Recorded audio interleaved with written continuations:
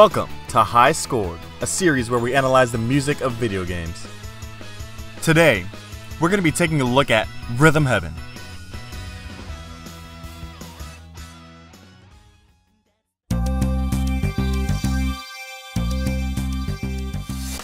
This game was released on April 5th, 2009, and it's the follow-up to the Japan-exclusive Rhythm Tengoku. It takes basic ideas of music and rhythm, but brilliantly transforms them into simple and exciting gameplay. I'm going to show you how this doesn't just make a great game, but it also teaches you as a player to be a musician. The controls of this game are based on two basic functions: touch and flick. Let's take a look.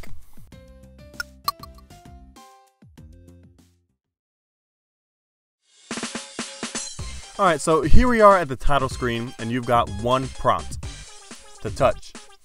And then after that, to flick. And then once you've done that, congratulations, you've learned how to play the game.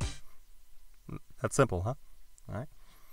Just from the title screen, you've already learned the basic mechanics of the game, and as you progress, you're going to see how those evolve. Just to make sure though, there's going to be a quick tutorial just to tighten down that flick technique.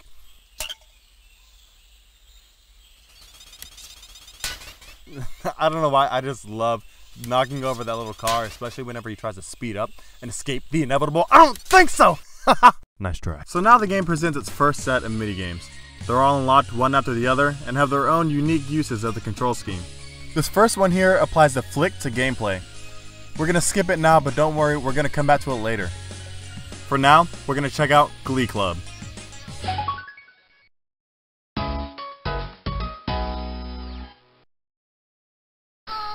Well, that's a great start. Looks like I've already ruined this performance. Guess I'll just go ahead and tap. Nope, that doesn't work. Actually, the game is showing me that sometimes I'm going to have to tap and hold.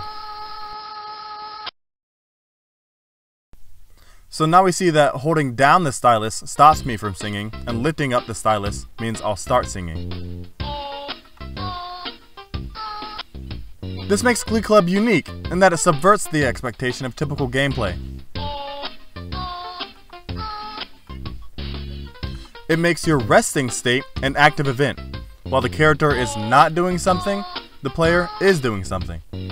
This is contrary to the industry standard of the player doing something and therefore the character also doing something. This intermingling of the resting and active states will come into play more once we get into our first remix. Alright, so here I am playing on my 3DS. I wanted to record it this way so you get a better idea of the full experience. Each run of 4 minigames in Rhythm Heaven is bookended by a remix. These are musical mashups of all the minigames in a given set, played one after the other. It's intended to be a test of your mastery of all the minigames in that set. So it's safe to assume that in remix number 1, we can expect to see this first minigame built to scale and Glee Club being put together. However, this brings forth a problem. In Glee Club, your resting state is an active event. However, in built to scale, the flick is used in such a way that your resting state is an inactive event. This means that switching between the two games presents a conflict between resting states. If I just executed a flick and built a scale and the game switches to Glee Club, my state is now active since my stylus is still lifted, and I'll be singing at the wrong time. So how can these two states be worked together? So starting the remix already confirms my worst fears. I was waiting with my stylus lifted, and the game started right off the bat with Glee Club, and now I'm sticking out. Ooh, he's not happy. Well, no use in starting over, I guess I might as well go for it.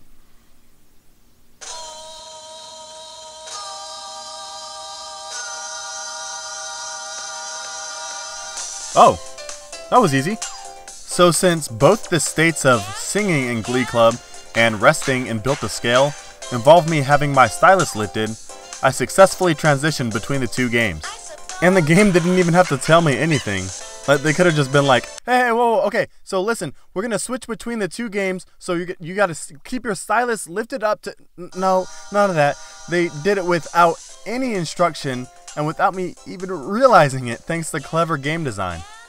But Wait 1 second. How am I gonna switch back to Glee Club?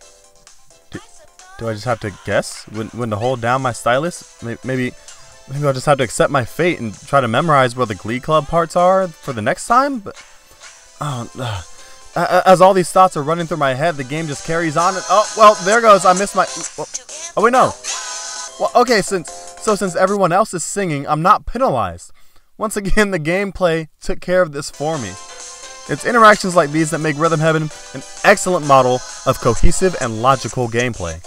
The game is so well laid out and instructed that it doesn't require any hand-holding. This is evident in other cool moments in remixes, like this one, where the player constantly flicks despite the game-changing minigames.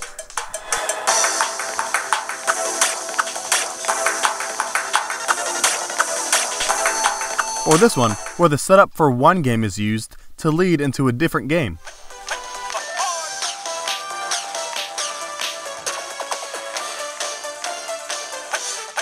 Now that's cool. So, all this talk and we've barely mentioned music yet. But don't click that dislike button just yet. We're about to discuss how this gameplay is used to make the player into a musician. Yeah, that's what you came for. After that, feel free to leave a dislike at your own leisure. Alright, so here we are. I told you we'd come back to Built to Scale.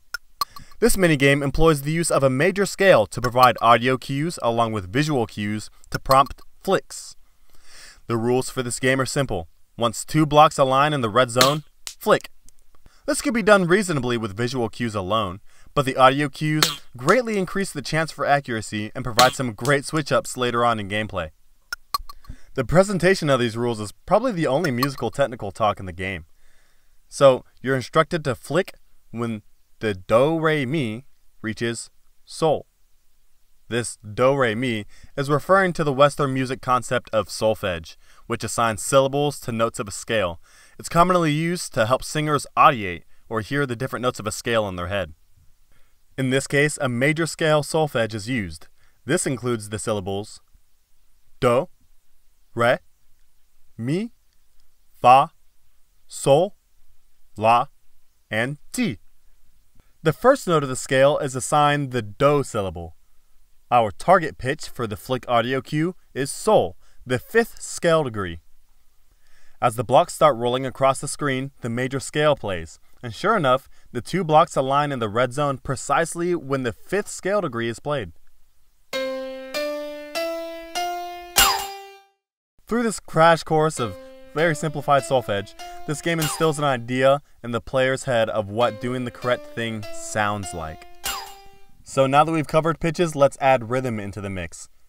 During the Built to Scale tutorial, the major scale is played in quarter notes on the common time signature 4/4.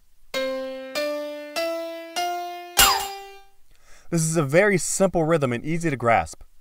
You prep yourself for one full measure and then flick on one of the next measure. However, the game is immediately switched upon getting into the actual game. The music still keeps the 4/4 time signature, but this time it plays the major scale in dotted eighth notes.